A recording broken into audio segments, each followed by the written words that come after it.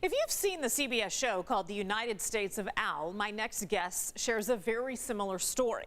The show is about an Afghan interpreter who ended up coming to the U.S. and living with the Marine officer that he once worked alongside in Afghanistan. Well, that is exactly Wahid Dorany's story.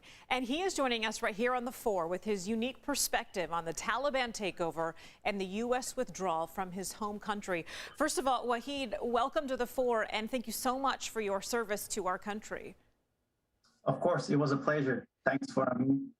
I want to ask my most pressing question here first. Wahid, you are here in the U.S. You've been here in the U.S. for quite some time, but you had family, including several siblings and parents in Afghanistan. Were they able to make it out safely on one of the most recent flights?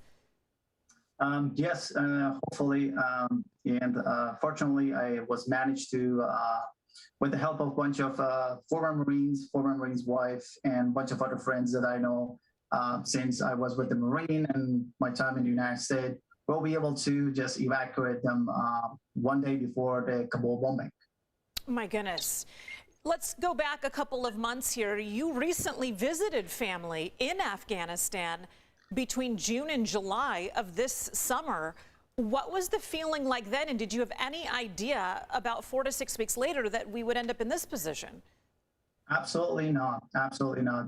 We were not prepared, and we did not know this coming. Unfortunately, it happened in the blink of an eye. We were very hopeful of Afghan National Army and their training and all the things they have done in the past 20 years with the American presence in Afghanistan. Unfortunately, it's all of a sudden they all fall. We talk about the Taliban taking over Afghanistan, and as you mentioned, it happened in the blink of an eye. What is your deepest concern with that happening for the people that are remaining in that country?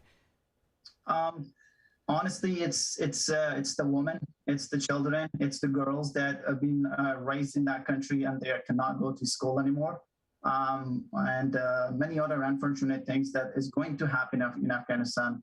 And we have seen in the past couple of days, especially since the last aircraft left off Kabul, and horrible news started coming out our way. It certainly is heartbreaking. I want to talk about your family members who were able to get out. I imagine that they left every possession that they had behind, and now they're going to be coming either here to the U.S. or to another country that's opening up its doors to start life all over again. What are they saying about that?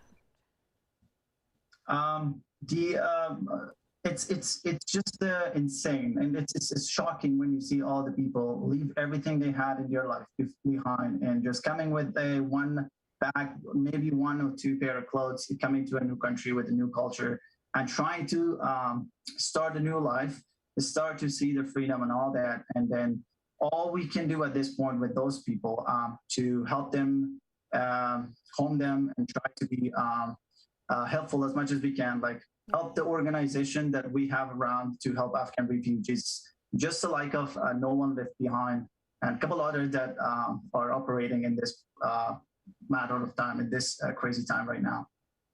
Well, gosh, our hearts go out to your family members, so many others like them in their exact same position. But we just really want to stress, Wahid, we appreciate your service to our country, a very brave and noble decision to become a translator for our military who was there for a very long time, and we do appreciate that. Wahid, thank you. Thank you very much for having me. All right, take care. Thanks. Bye-bye.